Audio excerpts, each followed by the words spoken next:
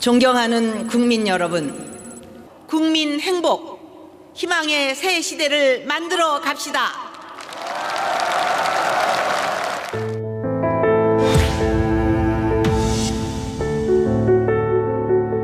이렇게 아무 말도 안 할 겁니까?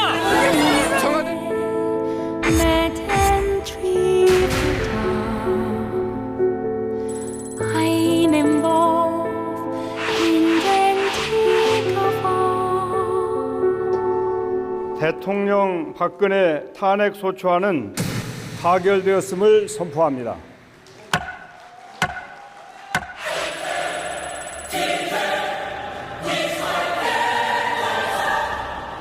저의 큰 책임을 가슴 깊이 통감하고 있습니다. 필요하다면 저 역시 검찰의 조사에 성실하게 임할 각오이며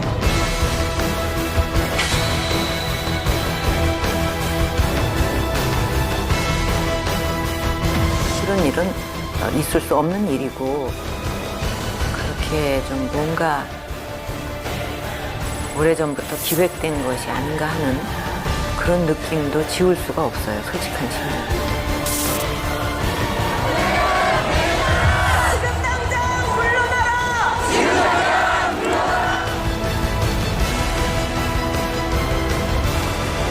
주문, 피청구인 대통령 박근혜를 파면한다.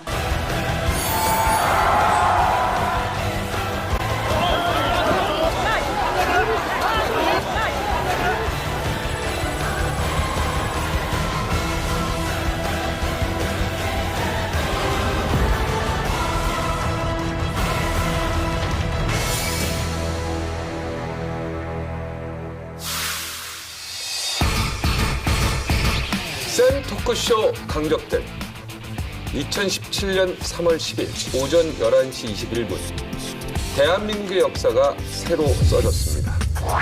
헌정사상 최초로 현직 대통령 파면이 결정이 됐죠. 한쪽에서는 환호를 또 한쪽에서는 탄식이 나왔습니다.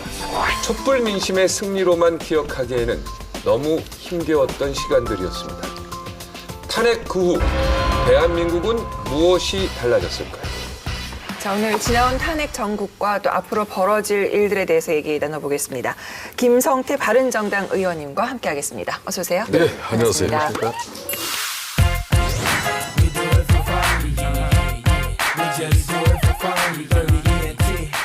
우리나라 의원들 중에 몇 안 되는 노동자 출신의 의원입니다. 그렇죠. 뭐 제가 80년대 초에 70년대, 80년대 오늘의 대한민국의 기반을 만든 그 5.1달러를 번 장본인이죠. 80년대 초에 대학 학비하고 가족들을 생계하기 위해서 중동 사우디 건설 현장에서 한 2년 안 되게 일하고 귀국했습니다. 제가 처음에는 이 종기부 건축자재 관리 업무를 하다가 이걸 하니까 돈벌이가 안 돼요. 이왕 고생하러 온 건데. 그래서 아는 선배 통해가지고 중기부에 가서 제가 35돈 되는 큰 대형 단포트럭을 운전했었어요. 이 헌법재판소의 결정 이전에 단연 화제는 국정농단 청문회였죠. 이 청문회 현장에서 이 국정농단 주범들과 계속해서 마주하셨는데 그때 이제 지금의 탄핵 국면을 예견을 하셨던 거죠? 사실상 박근혜 대통령은 이 탄핵이 결정되기까지는 정말 제대로 된 참모, 제대로 된 충신 한 사람만 해서도 이 지경까지는 안 갔습니다. 막판에는 박근혜 변호사 대리인들 한번 보세요. 그 얼마나 볼썽사나운 모습으로 이거는 대통령을 변론하러 간 사람인지 시청광장에 태극기 시위대를 대변하러 간 건지 그 국회 청문회를 하면서 최순실을 끝까지 한번 세워야 되겠다는 그런 일념으로 국회 두 번 불러도 안 오고 서울구치소 가서 청문회장 만드는데도 거기도 안 와. 그래서 최종 수감동까지 들어가게 됐지 않습니까? 거기서도 1시간 반을 실랑이를 해가지고 결국 2시간 반 세웠습니다. 제가 한 중간쯤에 이런 이야기를 했어요. 최순실 적인 당신이 죽어서라도 박근혜 대통령 탄핵을 면하게 할 수 있으면 죽을 수 있겠냐 그랬더니 고개를 확 돌려버립니다. 왜 그런 이야기를 나한테 하냐. 기분 나쁘게. 그런 거죠. 그런 사람한테 무슨 박근혜 박근혜 대통령은 말이에요. 이 국민이 부여한 이 국가 권력을 가지고 그 인간을 위해서 뭘 한다고 그런 말이에요. 아니 근데 그 청문회가 보면 우리도 꽤 여러 번 했어요. 예. 그런데 위원장이 부각된 사례는 지금이 처음이었던 것 같아요. 김성태 위원장 처음. 아니 뭐 진짜 박수를 보내드리고 싶은데 균형감 박 수생이 있고. 웬만하면 칭찬을 잘 안 정말 하시는 균형감 있고 끝까지 들어봐야 된다. 끝까지 들어야 돼. 아니, 끝까지 들어야 돼. 위원장이 하는 무게가 있었어요. 그리고 가장 돋보였던 거는 정말 진실을 캐고자 한다 하는 게 위원장의 표정, 어투, 맞아요. 언행에서 그대로 드러났거든요. 예. 그래서 당을 떠나서 박수를 쳤어요. 저 사람이 어느 당 소속이지라는 그 선입관이 반드시 깔리게 마련인데 이분은 정말 정책 미래가 있다. 92일간 숨가쁘게 달려왔던 박근혜 전 대통령의 탄핵 심판이요. 드디어 마침표를 찍었습니다. 총 17차례의 변론, 그리고 25명의 증인, 84시간 50분의 변론 시간, 속기록만 3천여 쪽에 달하는 심리 끝에 헌법재판소의 선고는 8대0 만장일치 파면 유죄. 이에 따라 박근혜 전 대통령 임기를 채우지 못하고 물러난 대한민국의 첫 파면 대통령으로 한국사에 남게 됐습니다. 의견으로 주문을 선고합니다. 주문. 피청구인 대통령 박근혜를 파면한다. 박근혜 대통령은 헌법재판소의 탄핵 이용 결정 이후 사흘 만에 청와대를 떠나 이곳 서울 삼성동 사저로 이동했습니다. 지금 이곳 사저 주변은 박 전 대통령 지지인파가 1000여 명 넘게 몰렸습니다. 지지자들은 박근혜 대통령을 연이어 연호하고 있습니다. 제게 주어졌던 대통령으로서의 소명을 끝까지 마무리하지 못해 죄송스럽게 생각합니다. 이 모든 결과에 대해서는 제가 안고 가겠습니다. 시간이 걸리겠지만 진실은 반드시 밝혀진다고 믿고 있습니다. 자, 오전 11시에 시작한 탄핵 선고는 21분 만에 초스피드로 판결이 나왔습니다. 헌법재판소가 밝힌 탄핵 사유가 5가지인데, 첫째, 국정농단에 따른 헌법 위반에 대해서 헌재가 이제 탄핵 사유로 인정을 했죠. 박 전 대통령이 최순실의 국정 개입을 허용하고 또 국민으로부터 위임받은 권력을 남용해 사익을 추구한 것은 중대한 법 위반이다. 두 번째 쟁점은 공무원의 부당 좌천, 기업 인사 등에 대한 권한 남용인데 이거는 인정은 안 했습니다. 박 전 대통령이 최순실의 사익 추구에 방해가 되어 인사를 했다고 인정하기에 부족하고 이유 역시 분명하지가 않다. 세 번째로는 이제 정윤회 사건 중 언론의 자유 침해 부분인데 이것도 인정이 안 됐습니다.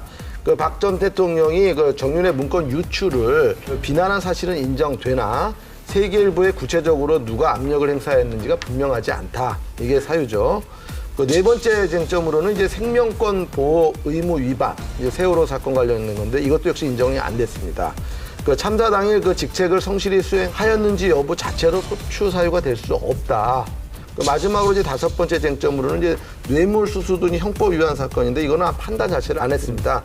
판단 안 했지만 사실은 재단을 설립해 최순실의 이권 개입에 직간접으로 도움을 준 점은 기업의 재산권과 기업 경영의 자유를 침해한 것이라는 의견을 달았죠.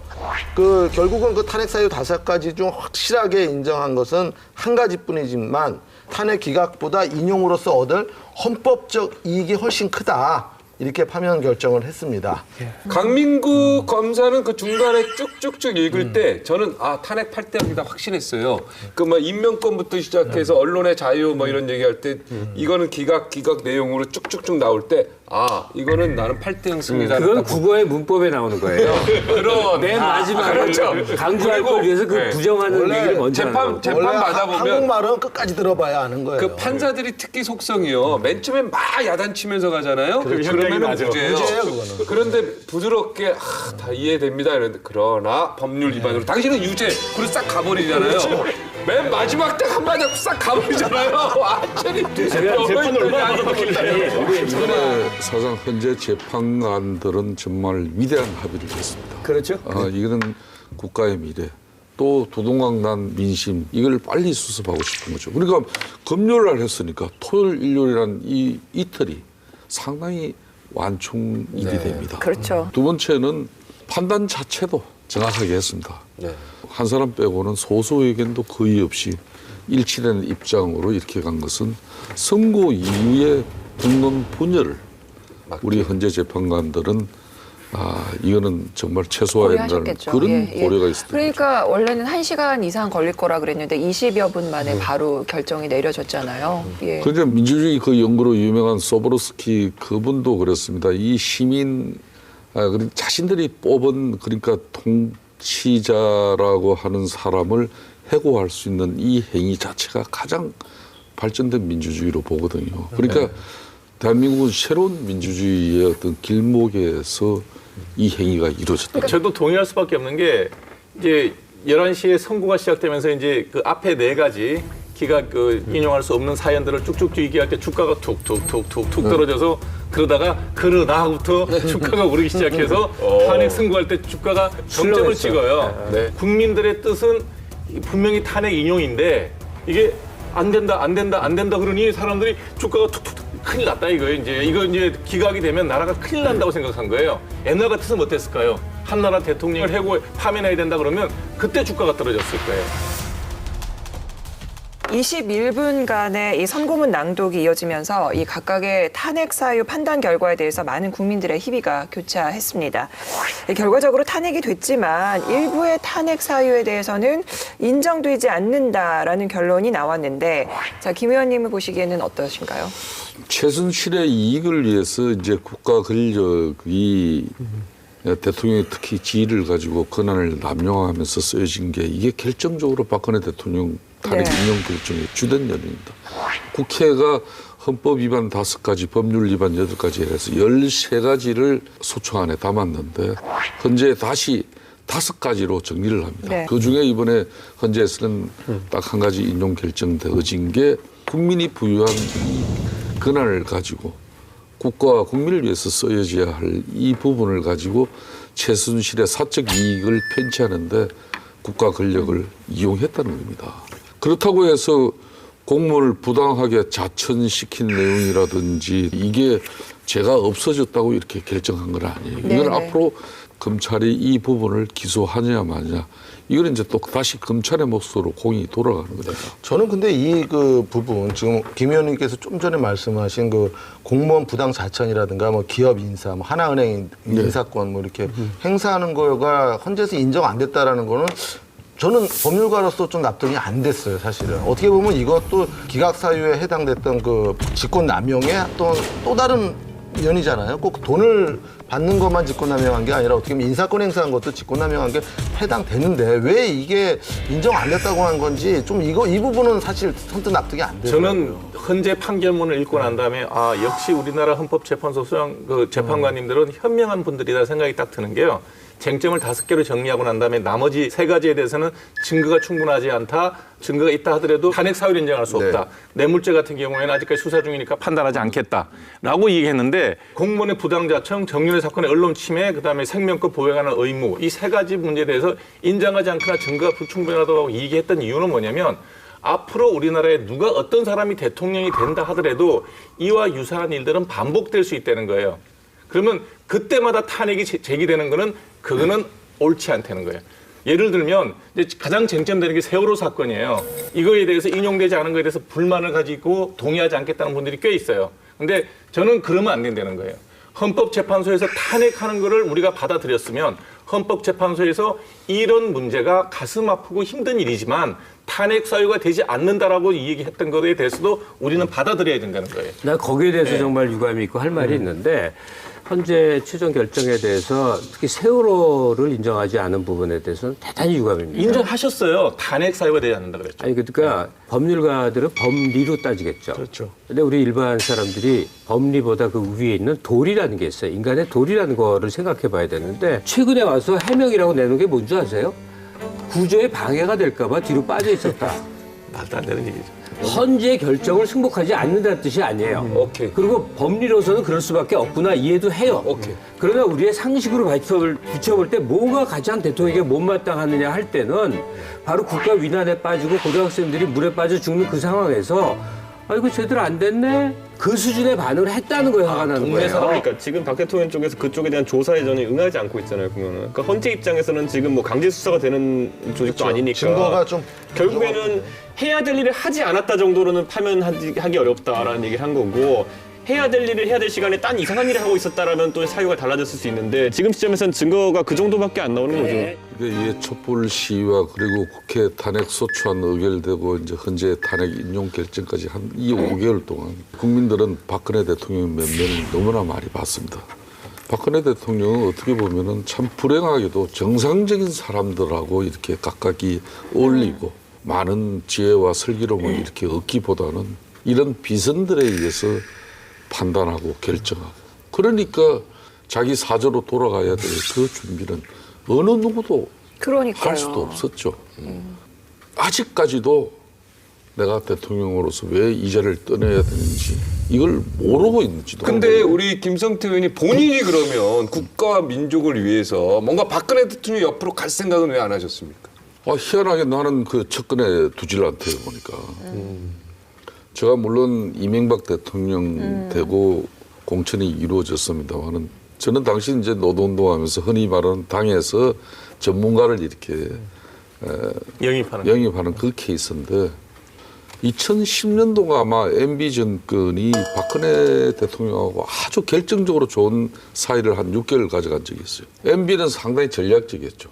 세종시 행정수도 이전을 철회할 수 있는 그런 과정에는 박근혜 전 대통령의 도움이 절대적이었어요. 그래서 유럽 4개국 특사단을 조직해가지고 5명 국회의원을 특사단으로 꾸립니다. 5명을 다 이제 특사로 하고 그 대표로 이제 특사단장을 박근혜 대통령을 했는데 그때 안경률 의원, 유정복 인천시장 이런 사람 왔는데 13박 14일 동안 놀랍다는 사실은 그 안봉근 비서관은 호텔에서도 밤잠을 안 자고서도 그 호텔 대통령 숙소 문 앞에 의자 갖다 놓고 밤을 새우는 친구.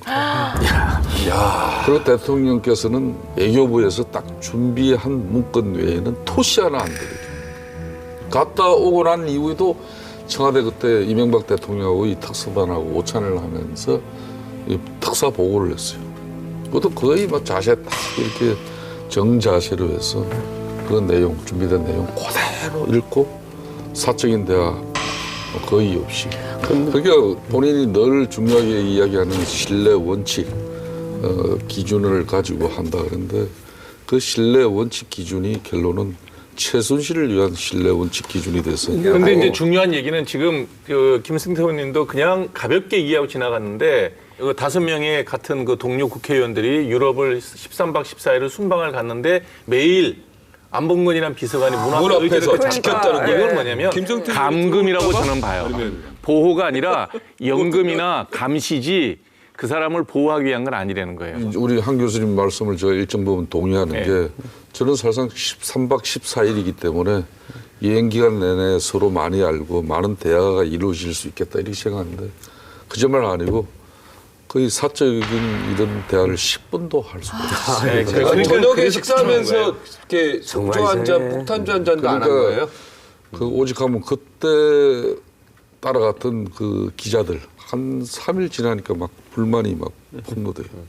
아무도 챙겨주는 사람이 없다. 근데 원래 그래서 제가 이제 그때 기자들 좀 이렇게 케어를 하게 됐는데 제가 보기에는 원래 본인이 이제 그 정치인으로서 성장할 수 있었던 게 어떤 본인의 실력이라든가 내공이 아니라 어떤 박정희 대통령의 어떤 딸이라는 어떤 그 이미지 때문에. 이미지 하나로. 이미지. 근데 뭐 신비주의라는 게 있잖아요. 근데 만나서 얘기를 하다 보면 그게 깨진단 말이에요. 본인의 어떤 드러나잖아요. 다 내공이. 그럼 상대방이 이거 별거 아니다. 이런 걸 눈치를 챌 수가 있단 말이에요. 그래서 아마 일부러 더 뭔가 이렇게 최순실에 대해서 이제 왜 그렇게 박근혜 대통령이 의존했나 하면 일단은 남자를 못 믿는 거예요. 왜냐하면 아버지가 당한 사람들이 다 남자 측근이었단 말이에요.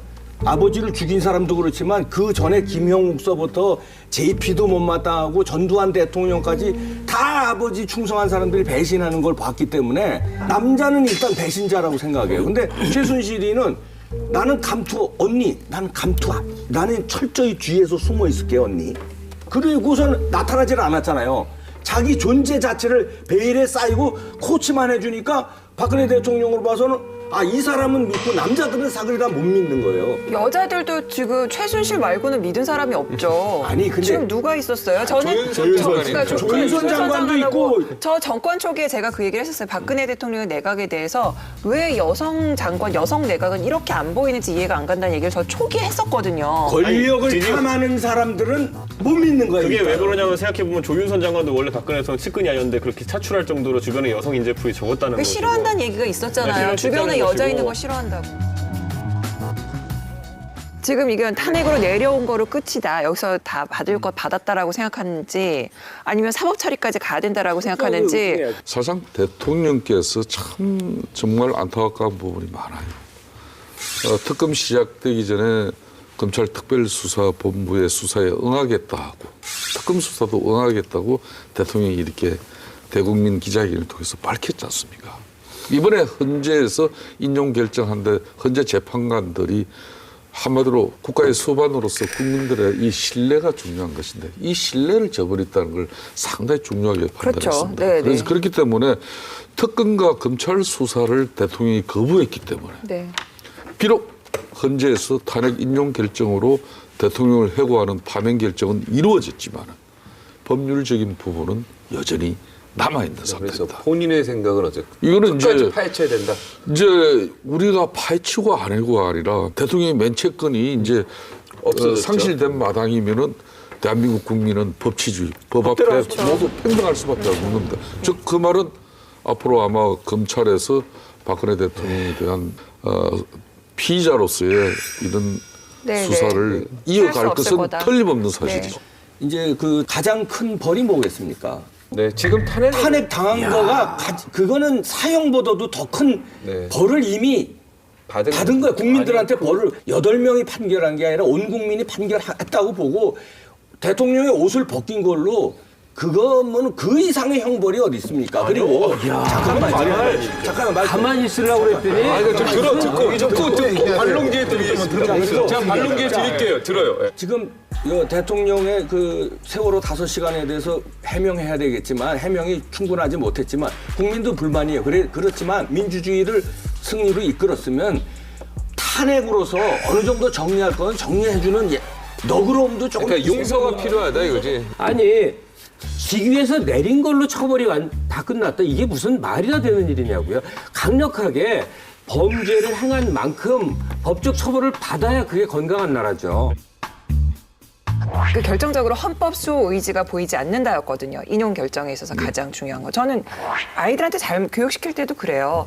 네가 잘못한 걸 알고 반성문을 쓰면 용서해 준단 말이에요. 근데 중요한 건 헌법 수호 의지가 보이지 않았고 그리고 또 하나 탄핵 결정이 난 순간에도 입장 발표하지 않고 바로 나가지 않았어요. 그 모습이 이분의 지금 생각이 뭐지 하는 생각이 들게 만든다는 거죠. 그런 면에서는 일단 법적으로 어떤 판결을 받아야 될 부분은 판결을 받아야 된다고 생각해요. 다만 어떤 전직 대통령으로서 감안할 수 있는 부분은 있겠지만 탄핵이 최고의 어떤 형벌이다라는 거에 동의할 수 없습니다.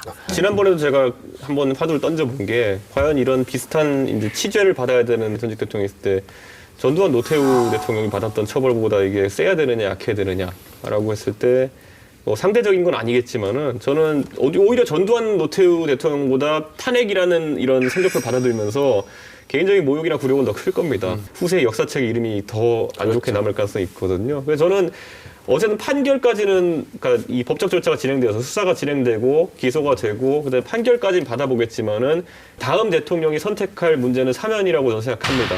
사면할 것인가 안 할 것인가. 대통령이 집권하면 할 수 있는 두 가지가 있죠. 개혁하겠다고 개혁 드라이브를 걸든지 아니면은 적폐 청산한다 그러면 사정 정국을 걸든지. 그런데 본인에게 어떤 것이 이익이 되는지는 본인이 판단하겠지만은 국익이 어떤 걸 도움이 되는지는 잘 생각했으면 좋겠습니다. 왜냐하면 한쪽으로 가면요, 사정정국으로 가면요, 100% 나머지 정책적인 개혁 드라이브 묻힙니다. 매일 전직 대통령이 무슨 재판 들어가고 감옥 가고 이런 모습이 나오는 상황 속에서 국민들이 개혁 과제에 관심 쏟기가 쉽지 않거든요. 그러니까 윤석 씨도 용서하자. 제가 만약에 그걸 선택할 수 있는 위치에 있다고 하면은 예를 들어 전두환 노태우처럼 법적 판단을 받아서 당신이 지은 죄에 대해서 원래 형량은 사형이다 이렇게 받은 다음에 물론 박근혜 대통령 사형은 아니겠지만 그 다음에 대신 정치적으로 지금 국가적으로 더 중요한 관리자가 있기 때문에 당신은 우선 형은 면제하겠다 이렇게 하는 거죠. 이민구 검사가 제가 판결을 내리겠습니다. 판결을 내려주세요. 오늘 평의중이었는데. 그냥 헌법 11조 읽어드릴게요. 모든 국민은 법 앞에 평등하다. 누구든지 성별, 종교 또는 사회적 신분에 의하여 정치적, 경제적, 사회적, 문화적 생활이 모든 영역에 있어서 차별을 받지 아니한다. 이게 답입니다. 이게 답이에요. 박근혜 전 대통령이 이제는 국민 아닙니까? 다만 지금 이 탄핵 결정이라는 거는 직장에서 말하자면은 징계예요, 징계. 처벌이 아니에요. 네, 징계죠. 징계예요, 이거는. 형사처벌은 이제 경찰서 가서나 검찰관 처벌을 가능한 거고, 이거는 직장 내에서 징계위원회 회부된 거하고 똑같은 거거든요. 그래서 해고가 되는 거예요, 해고. 파면. 그렇죠? 그렇다면 뭐냐면은 여기에 그 헌법재판소에서 요번에 그 탄핵 사유 5개 중에서 아까 갑수생께서는 이제 세월호 얘기를 하셨는데 사실 세월호 얘기는 아마 이 헌법재판관님들도 속으로는 굉장히 가슴 아팠을 거예요. 근데도 왜 이거를 그 안 된다고 말한 거냐면 이걸 검찰에서 수사를 한다 하더라도 이건 수사 대상이 되기 힘들어요. 검찰에서는 기소를 전제로 수사를 하는 건데 이거는 기소를 한다는 게 직무유기밖에 없어요. 근데 직무유기가 되려면은 뭔가 거기에서 구체적인 의무가 부과돼야 되는데 헌법재판소에서도 얘기했다시피 추상적 의무에 불과한 것이 그게 구체적 의무는 아니다. 그렇다면은 검찰에 넘어갔을 때 이게 직무유기를 입건된다라는 건 상당히 어렵다라는 게 제 생각이고 결국은 만약에 그러면 검찰에서 이 법의 잣대를 공평하게 하는 건 좋지만 징계 사유와 형사 사유는 구별을 해서 형사 사유에 대해서만 집중해야지 모든 징계 사유까지 한다라는 거는 그거는 안 된다는 거예요. 여러분들에게 여타의 어떠한 조치에도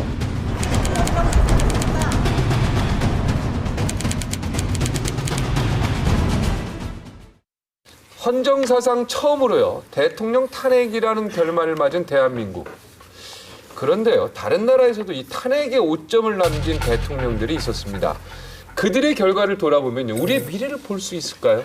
우리랑 가장 비슷한 상황이 작년 8월에 이제 탄핵이 결정된 브라질의 dilma 루세프 전 대통령인데 여기도 여성 대통령으로 사실 관심을 많이 끌었거든요. 그렇죠. 그런데 국영은행에 빌린 돈 가지고 연방정부 예산에 이렇게 전용하면서 예산법 위반으로 이제 탄핵이 소추되었는데 탄핵안이 이제 통과되자마자 400여 개 도시에서 이제 브라질은 우리보다 시위 좀 격렬하게 하더라고요. 그렇죠. 네. 탄핵 결정된 뒤에도 여기도 시위가 좀 있어가지고 아주 충돌이 계속 야기되었는데 한번 탄핵한 다음에 좀 뒷정리를 잘하면은 뒤에 나오는 또 다른 불행 막을 수 있는데 다음 대통령마저 탄핵의 위기에 놓이는 이런 상황까지 초래되었으니까 우리도 지금 상황에서 이 정치적으로 해법을 잘 찾아 나가야 됩니다. 이거 비슷하네요. 막 400개 도시에서 격렬한 찬반 시위가 있었다니까. 브라질 경우가 우리하고 완전히 정반대. 남의 나라 얘기가 참 그런데 이 경우는 진보 대통령을 기득권층들이 내쫓은 사건이에요. 그렇죠. 그리고 사안에 들어가 보면 굉장히 억울해 보여요. 정말 기가 막히게 어떻게 이런 걸로 탄핵을 시킬까 하는 그런 상황이죠. 저는 이제 페루를 들겠는데 페루의 알베르토 후지모리 대통령이 있어요. 일본인 출신인데 이민자예요. 이제 대통령이 된 거 이것도 대단한 거예요. 근데 이 사람이 오랜 이제 대통령 생활을 했는데 부정부패로 오래 하다 보니까 썩었어요. 그래서 이제 탄핵을 당했는데 2000년에 부패 혐의로 기소를 합니다. 그러니까 알베르토 후지모리가 일본으로 도망가요. 일본으로 도망가서 팩스를 통해서 팩스로 이 사인 발표를 해. 이 꼼수. 이것도 치사한 거지. 그냥 자기가 페루의 대통령이면 페루에서 사인 발표를 했어야 되는데 꼼수를 부려요. 그러니까 의회가 가차없이 탄핵 절차를 밟아가지고 10년간 공직생활 금지령 내리고 그다음에 2007년에 도망가다가 칠레에서 체포됩니다. 무려 25년형을 받아요. 그런데 이게 참 특이했던 게 뭐냐면요. 그때 본인이 이중 국적자라는 사실 그때 딱 밝힌 거예요. 일본어 출국해가지고 나 사실 일본 이중 국적자였어 이렇게 하면서 거기서 버티면서 진짜 후지모리네. 국민들 지탄을 많이 받는데 여기서 더 충격적인 건 뭐냐면은 그렇게 버텼는데 나중에 후지모리의 어쨌든 시기에 경제 발전의 후광을 이제 입어가지고 후지모리 딸이 나와가지고 거의 49% 득표를 합니다. 거의. 그래서 거의 될 뻔했어요. 거의. 그러니까 1% 2% 차이로 떨어졌거든요, 대통령을. 그러니까 이 정도로 또 이 후지모리라는 사람은 특이한 이력을 가진 사람. 근데 우리 일반 회사에서도 사직서를 팩스로 보내면 그거는 난리 날 일이거든요. 사직서를. 저희 탈당은 다 팩스로 해요. 정치인들은. 거의 후진 거 아니야? 탈당은 다 팩스로 해요. 결국 후진 거 아니야? 후진 거. 우리나라 솔직히 말해서 정치 선진국입니까? 현장에 있으면서 정치 페루보다는 후진국입니까? 선진국이지, 무슨. 제가 볼 때는 김성태 의원의 솔직한 이제 자백을 듣고 사실상 대한민국 헌정 70년입니다. 아주 짧은 역사죠. 정치라고 이야기할 수 있는 게 불과 70년밖에 되지 않은데 뭐 그런 가운데 이런 제왕적 대통령의 폐단으로서 불행한 대통령의 말로를 맞이한 사람이 5명이에요 벌써. 그러니까 지금 이번 박근혜 대통령의 파면 헌재 결정 이후에 우리가 가장 크게 변화해야 될 것은 이 제왕적 대통령제의 국가 권력 구조를 바꿔야 되는 거고 진적의 개헌을 통해서 내각제다 뭐다 이렇게 될 수도 있었지만은 사실상 DJP는 내각제를 전제로 한 연합이었습니다. 그런데도 성공하고 나서 그 약속은 지켜지지 않았죠. 그전에 YS도 그랬잖아요. 예, YS도 그랬지만 그게 안 될 수밖에 없었던 게 대한민국 우리 국민들은 독특합니다. 내선으로 대통령은 직접 뽑아야 된다는 그런 열망이 있어요. 그래서 절충하다 보니까 지금까지 왔어요. 그런데 1950년대 그때 이제 대통령제를 시작한 브라질은 좀 늦게 대통령제 시작했죠. 그래서 이제 초대 대통령이 또 자살하고 그 이후에는 대통령이 쿠데타로 해서 실각하고 뭐 저는 사실상 룰라 대통령 취임할 때 제가 대통령 취임에 초청받아서 간 사람입니다. 그 자리에 노동자 대표로. 예, 야, 사실상 그때 노조위원장 출신. 쌍팔로 제가 그 대통령에 갔어요. 80%가 넘는 이 빈민 노동자들의 절대적인 지지 분위기 속에서 처음에 얼마나 잘했습니까? 잘했죠. 근데 이 룰라 대통령도 결국 나중에 절대 권력은 절대 부패할 수밖에 없다는 그런 한마디로 역사적인 사실에 자기 자신도 피해갈 수가 없었어요. 그래서 이번에 저는 어떤 경우도 이 제왕적 대통령제 절대 권력에 대한 우리 국민들이 사실상 작년 4.13부터 대한민국은 대연정 시대를 열었습니다. 정치인들이 이걸 수용하지 않으려고 했던 거예요. 이제 얼마 남지 않은 대선에서 정말 국가 권력을 나눠서 대연정을 통해서 더 이상 정치가 국민들을 볼모로 갈등하고 싸움 유발시키는 바른정당 지지율이 안 나오니까 연정으로 어떻게 좀 돌파구를 열으려. 뭐 그러죠. 근데 페루의 사례 얘기하다가 말을 못하겠네. 페루의 사례를 얘기하다가 이제 민주주의의 수준 뭐 여기까지 온 것 같은데 적어도 야 미국은 위대한 나라였구나를 인정할 수밖에 없는 중요한 사건들이 있어요. 그 중에 하나가 워터게이트 사건입니다. 그러니까 공화당에서 상대당의 민주당 전국위원회 그 워터게이트 빌딩이죠. 도청 뜩 하려다가 걸렸네. 대통령이 이걸 알았느냐 몰랐느냐가 엄청나게 중대한 쟁점이 됐고 알 수밖에 없었고 알고 있다는 녹취록이 있었음에도 불구하고 거짓말한 것 계속 닉슨 대통령은 몰랐다라고 얘기를 하면서 그것 때문에 탄핵이 됩니다. 그렇습니다. 근데 올해쯤 탄핵이 될 거면 며칠 전에 사임을 해버리는 거죠. 사실은 닉슨은 굉장히 역량 있는 지도자였어요. 세계사를 바꾼 사람의 대탕트 시대를 문을 열으니까 그렇게 함부로 할 사람이 아닌데 미국 국민들이 어떤 선택을 했느냐? 저 조지아에 땅콩 농장을 하던 완전한 무명의 정치인을 뽑습니다. 왜? 거의 구도자적으로 인생을 살았거든. 그러니까 미국의 수치라고 닉슨을 본 거예요. 거짓말했고 정치를 오염시켰다고 생각을 했어요. 그래서 미국민들은 적어도 닉슨보다 훨씬 능력도 없고 세계적으로 알려지지도 않았고 그렇지만 딱 하나만 본 거예요. 도덕적이다. 도덕적이고 삶의 태도가 얼마나 건강한가 이것만 보고 판단해서 자, 우리도 그런 사람 뽑으면 되잖아요. 아니 근데 결국에는 카터를 대통령으로 올렸어요. 미국 사람은 용서를 했잖아. 근데 왜 용서를 안 하려고 그러냐고. 거기는 자진하기만 했잖아요. 거기서 끝내지 맙시다. 미국은 부통령이 자동 승계를 해서 그때 남은 임기 3년을 포드 대통령이 지배합니다. 근데 포드 대통령이 취임하자마자 제일 먼저 했던 게 뭐냐면 닉슨에 대해서 수사조차도 안 하고 기소도 안 하고 사면권을 아예 행사를 해버려요. 더 이상 이 문제에 대해서 파헤치는 건 미국의 국익에 반대가 된다. 그리고 실질적으로 아마 그만두는 조건에 내부적인 그 협상이 있었으리라고 봐요. 근데 지금 박근혜 대통령은 본인이 끝까지 탄핵을 당하는데 버텼다는 거예요. 그러니까 이 문제는 달라지는 거예요. 버티지 말아야지. 박근혜 대통령은 그건 잘못한 건데 상대가 잘못했다고 국민들 전체가 또 아주 악으로 응징하려고. 악으로 응징하는 게 아니라 법대로 헌법 11조대로. 워터게이트 사건하고 박근혜 전 대통령의 비리하고는 경종이 비교한데요. 어떤 게 더 중요한 거예요? 당연히 박근혜 전 대통령의 비리가 훨씬 크죠. 사실 그 닉슨 전 대통령이 한 거는 사실 그 도청했다가 그거 그냥 거짓말한 거 이게 그리고 전부잖아요. 도청을 교사한 것도 아니다. 네. 그냥 알고 있었을 뿐인데. 근데 그거는 정치적인 어느 정도 해결이 가능하지만 이번 사건은 엄연한 이거는 중대범죄잖아요. 그리고 하여튼 미국은 워터게이트도 있지만 알고가 선거 때문에 우리나라 양쪽으로 나뉜 것처럼 미국이 그때 난리가 났어요.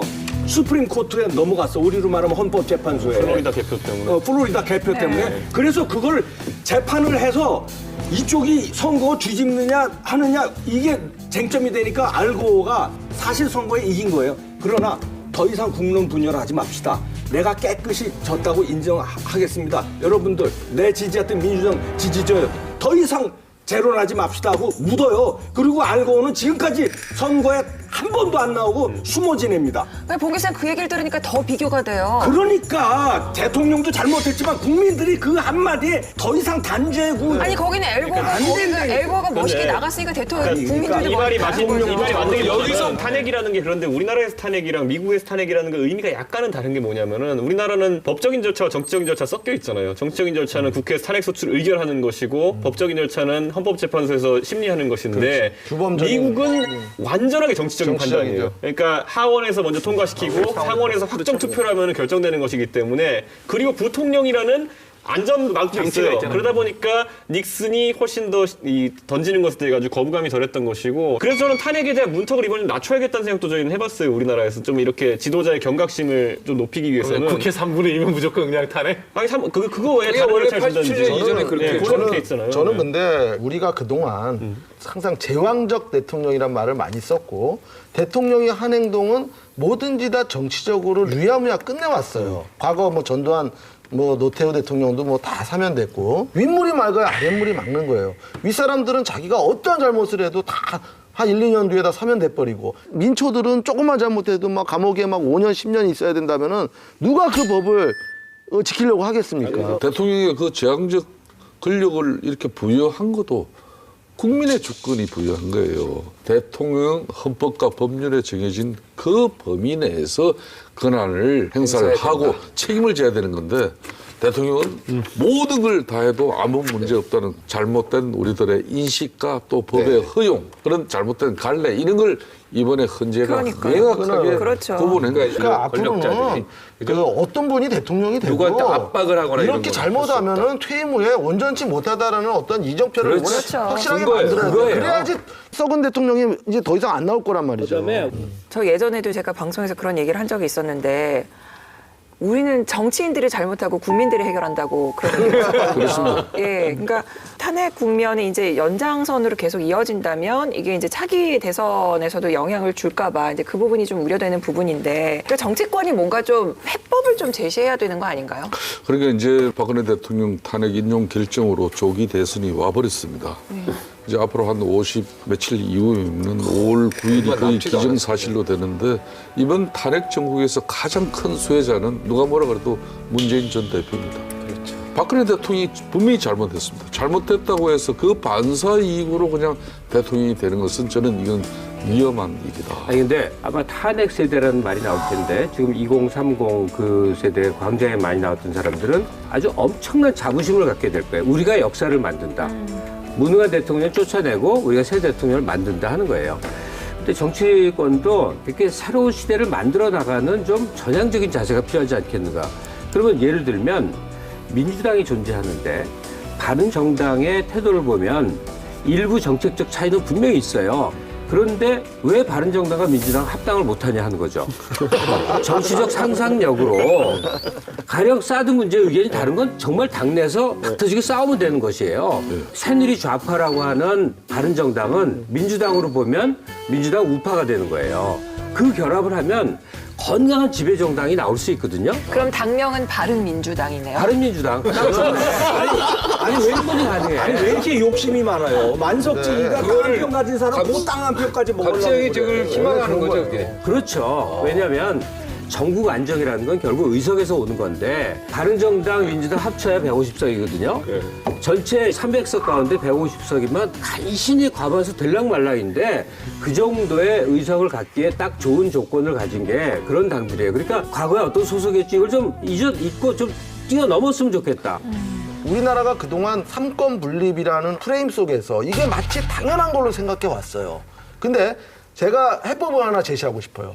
절대적 제왕적 대통령제도 견제하고 검찰의 독립도 견제하고 같이 뭡니까? 만들고 이게 바로 사건 분립이에요.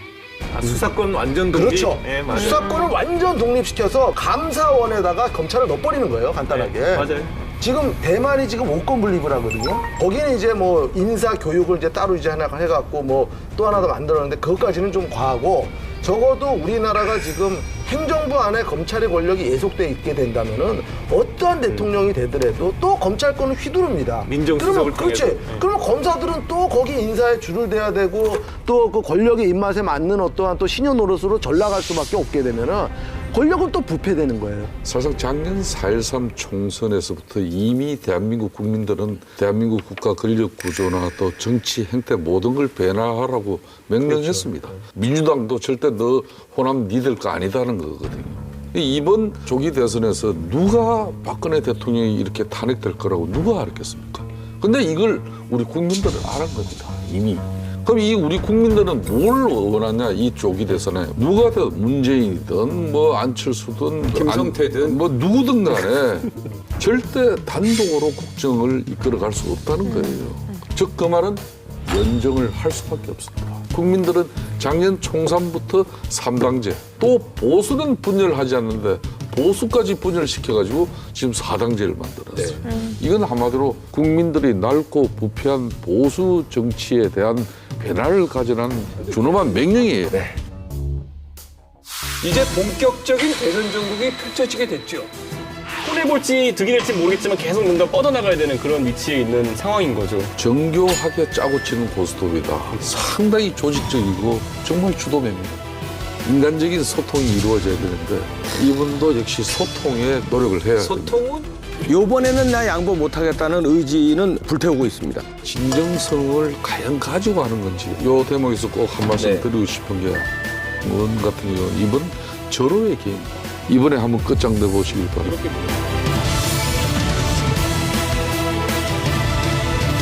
지난 11일 선거관리위원회는요, 대국민 담화를 통해서 엄정하고 공정하게 대선을 관리하고 준법 선거 실현을 위해서 모든 노력을 다하겠다, 이렇게 공식적으로 발표를 했는데 이제 본격적인 대선 전국이 펼쳐지게 됐죠. 예. 헌법 68조 2항에 의하면 대통령이 그 거리된 때 60일 이내 후임자를 선거한다 이렇게 명시되어 있기 때문에 60일을 꽉 채운 5월 9일이 대선 일자가 될 확률이 가장 유력합니다. 5월 첫 주는 석가탄신일하고 어린이날이 이렇게 포함된 징검다리 연휴이기 때문에 거기다가 이제 선거일 나오면 투표율이 워낙 적어지죠. 또 충분한 후보 검증하려면 단 하루라도 좀 늦게 하는 게 좋다, 이런 게 여론이기 때문이죠. 그 최종 결정은 이제 황교안 권한대행이 아마 손에 달렸는데 20일까지 대선 일자를 확정해야 되는데 아마 곧 확정할 것 같습니다. 근데 이제 대선 전국이 이렇게 숨가쁘게 돌아가게 되면 일단 각 당이 바빠집니다. 이게 경선을 해서 각 당이 후보를 뽑아야 되는데 그 전에 또 각 현직 지금 그 행정을 하고 있는 시장이나 도지사들의 경우에는 그 한 달 전에 또 그만둬야 돼요. 4월 9일까지는 민주당의 유력한 주자인 안희정 지사나 이재명 시장 같은 공직자들은 공직에서 물러나야 되고 4월 15일부터 16일 양일간에 그래서 대선 후보자 공식 등록을 또 해야 됩니다. 그리고 5월 4일과 5월 5일부터 사전투표 시작이 돼야 되고 투표 중에 5월 9일에는 정식 투표를 하게 되는데 일반적인 재보궐선거에는 공휴일이 아닌데 아마 공휴일이 될 가능성이 많고요. 그다음에 투표 시간은 재보궐에 준해서 6시에 끝나지를 않고 오후 8시까지 2시간 또 연장하는 숨가쁜 일정을 밟아야 되지 않을까, 그렇게 보이네요. 예, 이번도 말하자면 대통령의 유고 상황 때문에 발생한 거죠. 한번 우리 헌정사를 짚어보자면 당연히 이제 이승만 대통령 4.19로 인해 갖고 쫓겨난 거죠. 그래서 대통령 유고가 생긴 거고 5.16 쿠데타 때문에 윤보선 대통령이 이제 하야를 하게 되고 11.6 사태로 인해서 박정희 대통령이 암살을 당해 갖고 사망하는 일로 세 번째 물러나게 되고 12.12 최기화 대통령도 하야하고 우리 헌정사가 굉장히 길지 않고 짧은데 대통령이 거리된 일만 5번째 해당하는데 실질적으로 국민들이 총의를 모아 직선으로 뽑은 그런 대통령이 재임 중에 거리된 사태는 이번이 거의 처음이라고 봐야 됩니다.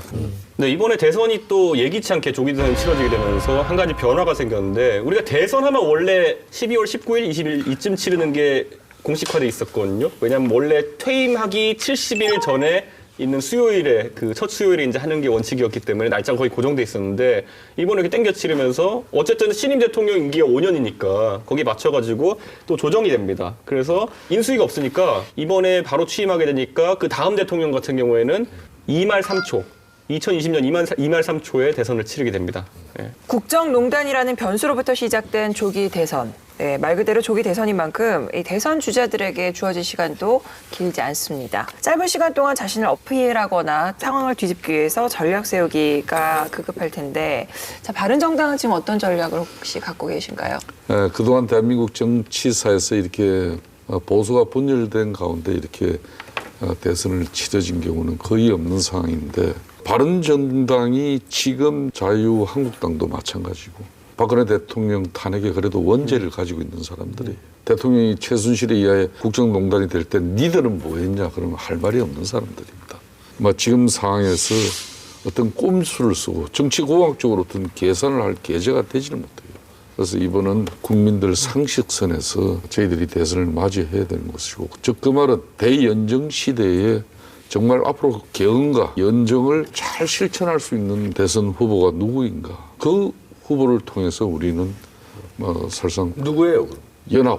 연대를 할 수밖에 없는 것이죠. 누구 이제 앞으로 각 당에서 이제 후보를 선출할 것이고, 김종인 전 민주당 비대위원장이 왜 탈당했겠습니까? 이 3지대라는 걸 만들어 가지고 새로운 정치 지행을 만들어 보자는 거거든요. 이거 상당히 성공하기 쉽지 않습니다. 그렇지만은 이런 시도라도 하지 않으면은 이번 대선은 탄핵과 함께 가장 큰 수혜를 입은 문재인 전 대표를 비롯한 민주당이 상당한 우월한 위치에 있죠. 이 지금 국정에서 약간 우리가 표현하기를 막말 정치인이다라고 얘기하시는 분들은 요거 더 먹고 비난받을 걸 감수하면서도 하는 건 그냥 이참에 눈조장 찍겠다는 거 아닌가, 인지도를 올려보겠다, 그런 의도가 사실 약간 의심해 볼 만도 하거든요. 저는 그 좋은 지적입니다. 예.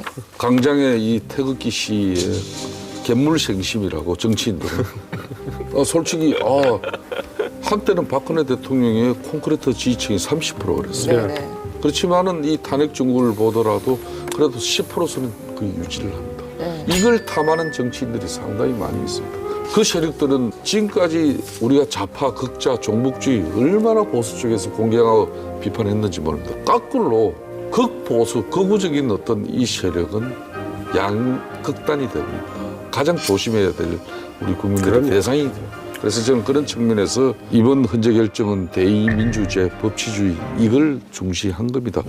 김성태 의원님께 한 가지 좀 여쭤보고 싶은 게요. 김종인 전 비대위원장이 민주당에 탈당하면서 바른정당의 대선 후보자들하고 이렇게 연속적으로 회동도 하고 그러셨잖아요. 네, 그렇습니다. 아마 그게 이제 그 제3지대 빅텐트하고 관련돼 갖고 연계가 시킬 것 같은데, 지금 이 빅텐트라는 어떠한 게 제3지대로 이걸 엮으려면은 뭔가 저는 이게 사상이 같아야지 되는 거지. 다만 문재인 전 대표가 너무 잘 나가니까 2, 3등 다 뭉치자, 이거는 사실 어떻게 보면은 정당으로서 어떤 그 이념적인 통일이 전혀 없고 그냥 오로지 대선만을 위한 떴다방 같은 조직이 될 수가 있단 말이죠. 그러면은 그 경제 민주화에 대해서 상법 개정안에 대해서 그러면은 김종인 전 비대위원장하고 바른정당하고 이게 견해가 같냐 이거죠. 자, 그 일정 부분 같은 부분이 있습니다. 있고요. 김종인 전 비대위원장 중심으로 한 이 3지대 빅텐트로는 딴 거 아니에요. 개헌이 맥입니다. 개헌. 이 개헌을 매개로 해서 대연정이고 앞으로 국가 권력 구조를 분점화하자는 겁니다. 이게 핵심입니다. 탄핵 선고 직후의 여론조사 결과 민주당 3명 주자의 지지율 합계가요 60%를 훌쩍 넘었습니다. 이미 새가 기울었다고 판단하는 분들도 있겠지만 지난 총선부터 국정농단 수사와 탄핵 정국의 여론 추이를 지켜봤을 때 변수는 분명히 있습니다. 조기 대선을 앞두고 민주당은 아마도 가장 가뿐한 마음으로 전의를 다지고 있지 않을까 싶은데요. 지난 10일까지 모집한 선거인단이 160만 명에 육박을 했고요. 이후 2차 모집까지 진행하면 200만 명을 넘을 거라는 예상이 있습니다. 당내 경선이 곧 본선이라는 말처럼 온 국민의 관심이 아주 뜨거운데요. 자, 탄핵 후에 민주당 주자들의 행보를 한번 살펴볼까요?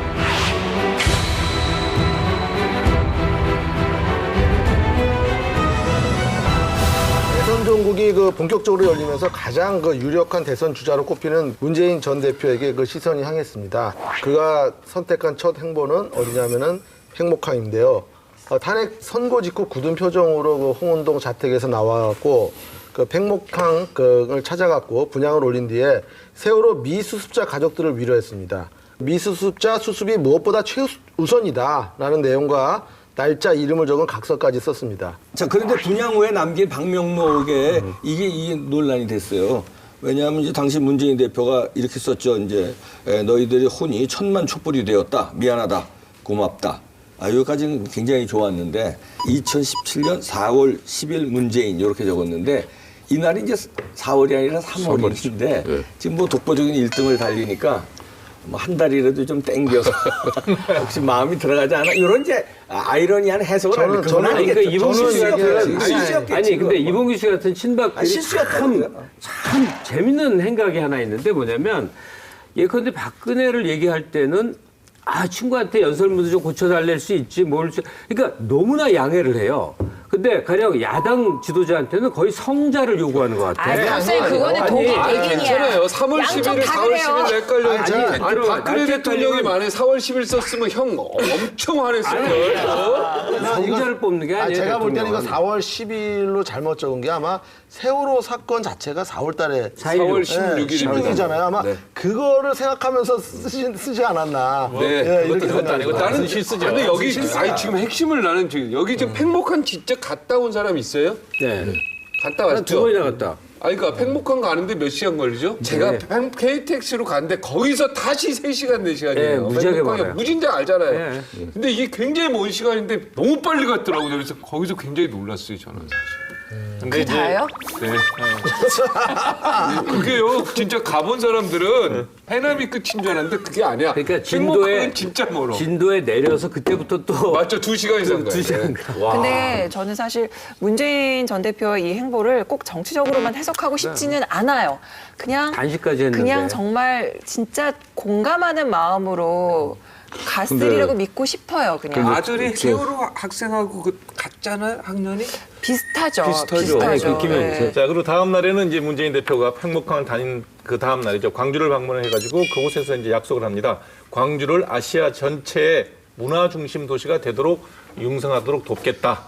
그러면서 문재인 전 대표 이번 대선 숙제가 될 호남 민심을 끌어안기 위한 행보로 광주까지 연결해서 이제 다녀오게 됩니다. 앞으로 이제 호남에서 첫 번째 경선이 이제 벌어지게 되는데 호남 민심을 얻기 위한 어떤 수가 준비되어 있는지 저도 궁금합니다. 저는 되게 특이했던 게 지난주에 제가 마침 광주에서 이제 토론을 갔다 왔는데 그쪽에 이제 시민사회 관계자나 이런 분들이 와서 이제 토론에 참여해서 말씀하시는 게 문재인 대표가 와가지고 이제 다시는 숭고한 광주의 민주주의 이런 얘기하면 가만히 안 두겠다는 식으로 얘기하더라고요. 그게 항상 문재인 대표와 또 친노가 말하는 숭고한 광주의 논리가 결국에는 그거 있으니까 지역 발전에 대해서는 좀 약간 등한시하고 이런 논리가 되어가지고 문재인 대표에 대한 인상이 그렇게 안 좋은 부분이 있더라고요. 호남이 문재인을 배척한다라는 얘기를 그렇게들 많이들 하는데 그러면 그 여론조사 지지율은 도대체 뭘 의미하는 거죠? 그런데 그분이 하신 말씀이 뭐냐면 원래 호남이 문재인 대표가 지금 호남 지지율 1위라 하더라도 원래는 표로는 원래 92%가 나오는 것이 호남 지역이거든요. 보통 보면. 그런데 그 말씀하시더라고요. 이번에 92%를 받기는 어려울 것이다라는 이야기. 제가 한 말씀 드리겠습니다. 그 가장 유력한 주자 문재인 전 대표의 이 팽목항 방문은 상당히 시사하는 바가 크죠. 네. 그런 측면에서 지지율은 지금 가장 높지만은 야권 후보 중에서 가장 비호감도도 높은 후보 중에 하나가 문재인 전 대표입니다. 네, 맞습니다. 그 비호감의 진원지가 바로 호남이에요. 국민의당이 만들어지긴 했지만은 누가 뭐라 그래도 민주당의 이 대주주는 역시 호남입니다. 네. 그날 문재인 전 대표가 팽목항을 방문한 것은 물론 세월호 또 유가족들이나 세월의 또 아픔을 이 탄핵 정국에서 함께 했지 않습니까? 그걸 되새기면 쉽게 말하면 지지 기반을 더욱더 강화하기 위한 그런 일련의 조치입니다. 그리고 호남도 구애하는 것이고. 그렇지만은 좀 더 안타까운 것은 팽목항 가고 그다음에 올라와가지고 서해안고속도로 이렇게 타고 올라와가지고 그다음에 평택항에 가서 2010년도 폭침당한 이 천안함 딱 두동강 난 그 천안함 있잖아요. 거기도 가서 천안 폭침의 아픔도 한번 되시기면은 이거야말로 국민 통합의 정치고 말을 하지 않아도 앞으로 크게 끌어안고 가겠다는 그런 메시지인데 그걸 좀 이어서 했으면 아쉬운 느끼지만요. 박근혜 대통령이 오바마 이상의 지지율로 퇴임할 수도 있었던 일이 바로 세월호 사건이에요. 저는 박근혜 대통령의 치명적인 문제는 무능감이라고 보지만 만약에 따뜻한 마음은 그래도 갖고 있었다. 그래서 세월호 사고가 터지니까 그냥 정신이 없어지는 거야. 부모가 되면 그랬을 거 아니에요? 그대로 정신없이 사고수습본부에 가서 헝클어진 머리로 대책 세우고 바로 현장으로 내려가서 그들과 같이 고통스러워하고 국정의 중요한 부분을 상당 부분 잠깐이라도 총리한테 밀어놓고 내 새끼들이라는 태도로 그 마음으로 행동을 했더라면 그럼 맞아요. 어떤 누가 우리가 이렇게 탄핵시키면서 내쫓고 이주영 장관이 그러지 그래서 않아요. 그때 많이 좀 이주영 했죠. 장관이 대신했죠. 근데 저는 아까 뭐 얘기하셨지만 전 사실 요번에 그 이정미 재판관이 이제 해오를 그 많이 화제가 됐잖아요. 근데 헌법재판소의 그 관련자들은 기자들한테 그 사진을 내보내지 말아달라고 얘기를 했다는 거예요. 대중이나 언론이 원하는 건 그런 진솔하고 솔직한 모습이거든요. 저는 그 모습을 보면서 저 해오를 보고 말고 나타난 모습이 세월호 당일날 중대본부에 나타난 대통령의 모습이었다면 그러니까 그런 모습이었다면 얼마나 좋았을까 하는 생각이 들더라고요.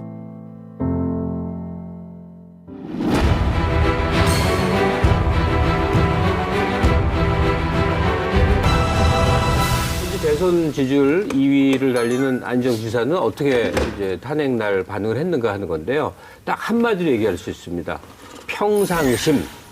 나는 평소에 하는 행동을 그대로 하겠다. 도정회의 그대로 예정대로 하던 대로 하고 연정, 통합 뭐 이런 거 주장했던 모습 그대로 반대파를 자극하지 않겠다 이런 행동을 보였어요. 의연하네. 안희정 지사의 통합 행보는 진짜 한결같은데 자유한국당까지 끌어안자라는 얘기를 했다가 한번 지지율이 좀 내려가는 그런 일을 겪었죠. 거기다 선의의 발언, 박근혜 대통령의 행동을 좀 선의로 해석할 여지가 있다는 말을 했다가 또 홍역을 치렀고요. 그런데 이제 이거는 안희정 지사의 대선 전략에 뭐 피해갈 수 없는 고민입니다. 왜냐하면 지금 민주당 내에서 원래 친노랑 모바일 투표 같은 거 붙으면 안 된다는 게 하나의 격언이거든요.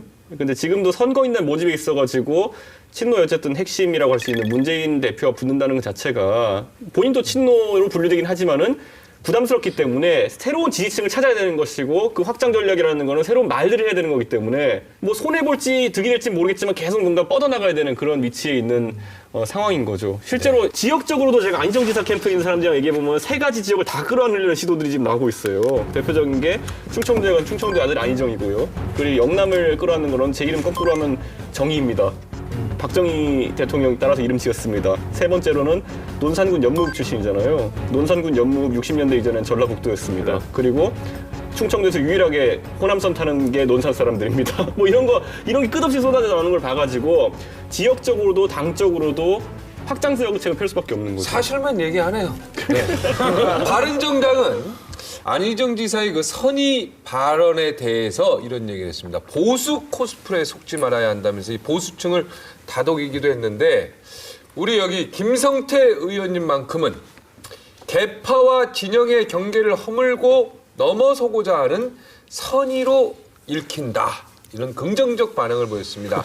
안희정 지사 행보에 대해서 지금도 그 마음 변함이 없습니까? 저는 개인적으로 타짜도 이런 타짜들 없다고 봅니다. 지금 현재 민주당을 제외한 다른 정당들의 어떻게 보면 이번 조기 대선에서 유일한 통큰 이 대선 전략이 대연정밖에 없어요. 이 연정의 한마디로 이슈를 안희정이 선점했어요. 네, 저는 문재인 플러스 안희정 쌍끌이 대선 전략이 이게 아주 정교하게 짜고 치는 고스톱이다. 두 분이 문재인 안희정 그렇게 저는 의심이 갈 정도로 안희정 지사의 이런 연정론에 대해서는 저는 높게 평가합니다. 더군다나 문재인 전 대표의 그런 극성스러운 지층이 있는데도 그럼 그 지층을 다 제끼고 자기는 어디서 그러면 앞으로 민주당 경선에서 지층을 확보할 것인가. 나는 이렇게 생각했을 때 이 대단한 모험이에요. 그래서 저는 개인적으로는 민주당의 치밀한 대선 전략이 저는 작동하고 있었다. 그래서 박근혜 대통령 탄핵과 함께 문재인 대표의 행보라든지 그 이전에 안희정 지사의 이런 파이팅의 연정이라든지 이런 모든 것들이 맞물려 가고 있습니다. 이 두 개 쌍끌이 지지선을 묶어버리면은 이번 대선은 어떻게 보면 어떤 경우도 어려워진다. 지금 3선이신가요? 김성태 예. 의원? 예. 야, 3선 되시니까 한 7단 정도, 정치 7단 정도 올라가신 것 같으네. 아, 수가 좋네. 그걸 봉 교수님 만났네요. 여기 정치학 박사예요. 쌍끌이로 둘이 짜고 치는 고스톱이야. 야, 그 예리한 분석이네. 근데 그거는 정치 공학적인 발상이라고 저는 보고요. 이게 지금 우리나라는 경선을 하고 나서 경선에서 진 사람은 본선에 다시 출마를 못하게 법이 정해져 있잖아요. 네, 맞습니다. 그렇기 때문에 안희정과 문재인이 쌍끌이로 민주당을 다 끌고 가서 이게 뭐 의원 내각제처럼 지지율을 다 갖고 가는 게 아니에요. 예를 들면 문재인을 지지했는데 안희정 지사가 후보가 돼버리면 문재인 지지자 일정 부분은 정의당으로 흘러갈 수도 있는 거고 반대로 바른정당으로 바른정당으로 수도 있고 이런 여러 가지 변수가 많은데 정치공학적으로 두 사람이 쌍끌이로 하고 있다. 저는 그렇게 보지 않아요. 아닙니다. 한 교수님. 아니에요. 지금 네. 객관적인 것은 여론조사를 해보면은 그게 나와요. 안희정 지사의 이 지지층을 보면은 사실상 이런 중도 보수, 합리적인 이런 지지층, 계층들이 대체로 안희정 지사의 맞습니다. 주류층을 이루고 있습니다. 즉 그 말은 상당히 이 연정론에 뒷받침되고 있다는 거예요. 그러니까 지지율 등락을 보면 바로 나오는데 안희정 지사가 지지율이 올라가면 문재인 지지율이 깎게 되는데 전혀 요동치지 않습니다. 그거하고는 별개입니다. 이거. 그러니까 안 지사 지지표가 문재인 지지표가 아니란 얘기예요. 그렇죠. 별개의 중도표를 가져온다는 건데 대연정론이 표를 줬다라고 생각할 수도 있겠죠. 근데 저는 다른 각도로 보이는 게 그냥 방황하는 지지자들, 누군가 특정한 후보를 정하지 못한 사람들이 적어도 새누리 계열은 이제는 아니다라는 생각을 하고 있는 가운데 대안적으로 좀 온건한 인물로 안희정을 선택하고 있는 근데 거죠. 저는 지금 이 자리에서 하고 싶은 얘기가 뭐냐면 민주당의 주류 문재인 후보 측에서 굉장히 담대한 결정을 했다는 거예요. 완전 국민 경선이라는 걸 받아들이는데 이거는 민주당이 굉장히 민주화됐다는 거예요. 옛날 같았으면 문재인 후보 입장에서는 그냥 따놓은 당상이에요. 아무것도 안 해도 돼요. 그런데 도박을 했어요. 어떤 도박을 했냐 그러면 완전 국민 경선을 통해서 누구든지 민주당을 지지하든 지지하지 않든 와서 투표를 할 수 있다. 그런 걸 받아들였어요. 그다음에 이번에 탄핵이 되고 난 다음에 원래 일주일만 받기로 했어요. 그 추가 그 경선 모집을. 근데 그걸 또 양보했어요. 열흘. 그러면 이번 민주당 그 경선이라는 거는 정치공학적인 계산대로 내 열렬 지지자들만 모아서 추대되는 그런 형태를 벗어나서 어쩌면 그 경선 내에서 옛날에 노무현 대통령이 이인재 대소론을 꺾고 후보가 됐던 그런 변화들이 충분히 일어날 수 있는 상황을 문재인 후보가 기꺼이 받아들였고 그 받아들이는 걸 가지고 안희정 지사나 이재명 시장 같은 경우에는 자기 지지 세력을 모아서 도전을 하는 거예요. 사실상 예비 대소지는 그냥 완전 거의 저는 그죠? 이게 본선이라고 봐요. 완전히 그냥 본선이에요. 그렇게 예. 봐야 될 수밖에 없는 게 안희정 지사 같은 경우에는 노사모하고 노무현 후보 캠프를 진두지휘했던 사람이 안희정 지사입니다. 그렇죠. 예. 그리고 지금 민주당 내 반문재인 세력들이 사실상 거의 지금 안희정 지사로 갑니다. 얼마 전에 박영선 의원을 비롯한 계속 갑니다. 네. 그만큼 안희정 지사가 승률이 있다는 거예요. 그렇기 때문에 바른정당에서는 쏙지 말자는 이야기도 나올 정도로 이미 정치권에서는 안희정 지사의 이런 선풍이 지금 일고 있습니다. 문 전 대표는 안철수 전 대표와 대결해서 45.7%로 과반이 채 못 되지만 안희정 지사는 누구와 대결하더라도 50%가 넘는 지지를 얻는 것으로 나타났습니다. 그래서 저희가 한 가지 봐야 될 게 국민선거인단 열어젖힌 게 통 큰 결정이다라고 이렇게 얘기하고 그것이 문재인 대표가 불리함을 감수하면서까지 이렇게 하겠다는 걸로 보이지만은 실제로 보면은 문재인 대표가 그만큼 전통적 당원들이나 이런 지지층에 대해서 자신감이 없다는 얘기를 받아들이는 사람도 있습니다. 왜냐하면 지금 당원 투표를 하게 되면 오히려 과거에 오랫동안 당을 지켜온 사람들, 당원의 절반 이상 호남입니다, 보면은. 그럼 그 사람들에게 본인이 확고한 지지를 받고 있다라고 생각하지 못했기 때문에 열었다는 주장도 있는 거거든요. 지난번에 보세요. 지난번에 새누리당에서도 보면은 4.13 총선 진 다음에 그럼 이제는 당연히 친박이 물러나겠지라는 생각을 하고 이제 당대표 선거에 전당대회에 들어갔는데 TK 지역의 진성당원의 몰표로 인해 가지고 이정현 대표가 당선되는 일이 발생했습니다. 그렇기 때문에 지금 안희정 지사도 아까 김성태 말씀하신 것처럼 전통적인 반문 세력이 될 수 있는 사람들과 호남에 어쨌든 비토가 발생했을 때 생길 수 있는 변수 때문에라도 그런 길을 선택했다는 게 안 맞는 게 민주당 지지자만을 대상으로 조사도 하거든요. 그랬을 때 70%가 넘게 문재인 대표를 지지해요. 즉 당내 선거로 가면 압도적으로 문재인인데 당 바깥에 있는 사람들 중에 관심 있는 사람들을 끌어모으니 안정표도 생기는 거지. 당내에서는 문재인이 압도적인 게 수치로 계속 증명되는데. 저는 지금 문재인 대세론 하는데 저는 문재인 대통령 되기 어렵다고 봅니다. 오히려 문재인 후보가 민주당의 대권 후보가 되면 이쪽에서 대연정론으로 싸우기가 쉬워요. 김종인 카드가 맥힐 수가 있어요. 누구를 내세우든. 근데 안희정 카드가 저쪽에서 나온다. 그러면 백전백승이에요. 무조건 먹어.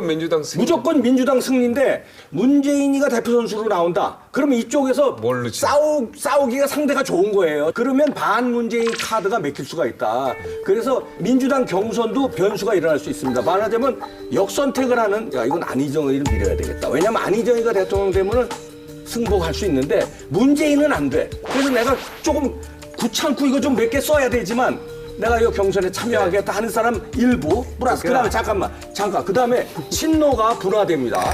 친노는 다 문재인님 영역이라고 생각하면 오산이에요. 여기에 일정 부분 안희정의 영역이 있단 말이에요. 여기서 분화되는 표하고 그다음에 새누리당 기존에 지지했던 사람이 좀 합류해주고 이러면 안희정이 경선에서 문재인을 꺾는 파란을 일으킬 수 있고 첫 번째 경선이 전라도라는 거. 여기서도 호남 민심이 안희정을 선택할 수 있으니까. 그러니까 민주당 이퀄 호남인 게 과거의 구도예요. 지금 지지 분포를 보시고 당 지지율이 49%가 일관되게 나와 47%, 49%, 50% 넘은 데도 봤어요. 이 숫자를 봐야지 민주당 당원 수가 실질적으로 몇 명이냐 따지는 건 별 의미가 없어요. 네. 하여튼 저 아까 이 봉스트라다무스의 이야기가 방송에 나가면 민주당 지지자들이 굉장히 헷갈릴 것 같다는 생각이 듭니다. 일각에서는요, 만약 안희정 지사가 민주당 내 경선에서 패한다면은 바로 탈당해서 다른 정당으로 갈지도 모른다 이런 예측 나오고 있는데 이게 가능합니까? 이게 지금 법적으로 안 되죠? 경선에 불복해서 다른 정당으로 갈 수는 있습니다. 그래서 후보가 될 수 있나요? 그렇지만은 후보 될 수 있습니다. 그 정당을 탈당해야 되겠죠. 그렇지만은 역대 이제 박근혜 뭐 이런 분들이 경선에서 패배했지만은 그 경선을 수용하고 다음 기회를 가져가서 성공하는 것이지 뭐 이인재 지사나 뭐 이런 사람들처럼 탈당해가지고 성공한 경우는 별로 없어요. 이 뭐 더군다나 전도 유망한 친노의 적자가 탈당하고 나면은 자기 정치 인생이 어떻게 되는지 뻔히 아는 건데 이거 탈당은 저는 없죠. 제가 그래서 아까 문재인 플러스 안희정이 이 쌍끌이 이 조기 대선 전략이 상당히 조직적이고 정말 주도 면밀합니다. 예리했어요. 네, 저는 요 부분은 역시 분명히 이번에는 뭐 저도 정치인의 한 사람으로서 이렇게 예단을 해보면은 민주당 내에서는 그래도 문재인 전 대표가 절대적으로 유리합니다. 어떤 경우에도. 그러면 안희정 지사가 안희정 지사는 그 페이스메이커 도와주는 거네. 페이스메이커도 그냥 페이스메이커가 아니라 다음을 이미 정리를 하고 가는 겁니다. 다음에 문재인 다음에는 안희정이다 이렇게 정리하고 가는 거예요. 대선에 다음이 있나요? 대체로 그렇게 돼요. 그럼요. 문재인 같은 경우 지난번 문재인이었기 때문에 이번에도 문재인이 가는 거예요.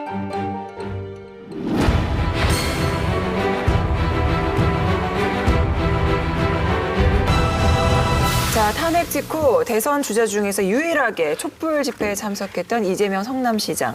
민주당은 11일 촛불 집회를 마지막으로 당 차원의 참여를 자제하겠다고 밝힌 반면에 이재명 시장은 촛불혁명 마지막 한순간까지 계속 같이 할 생각이라면서 여전히 마이웨이를 고수하고 있습니다. 대부분의 대선 주자들이 지금은 이제 통합을 강조하고 있죠. 심지어는 이제 문재인 그 전 대표도 예전하고는 조금 약간 이제 변화된 모습을 보여주고 있는데 유독 그 이재명 성남시장만큼은 끝까지 일관성 하나 정말 좋아요. 적폐청산을 강력하게 주장하고 있죠. 그게 이제 자기의 지지율이 바로 그 탄핵 정국의 힘에서 나온 거라고 생각하기 때문에 결국은 박근혜 전 대통령에 대한 엄중한 처벌을 외치고 있습니다.